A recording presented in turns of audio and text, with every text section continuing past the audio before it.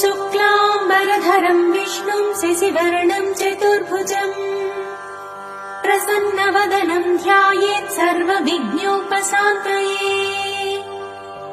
अगजानन पद्मार्कं गजाननमहर्निशम् अनेकदन्तं भक्तानामेकदन्तमुपास्महे।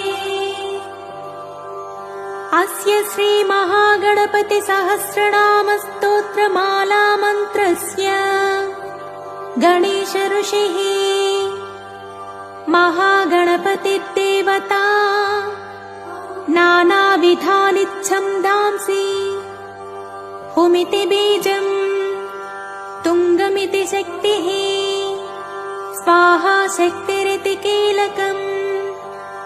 श्रीमहागणपति प्रसाद सिद्ध्यर्थे सहस्रनामस्तोत्र पाठे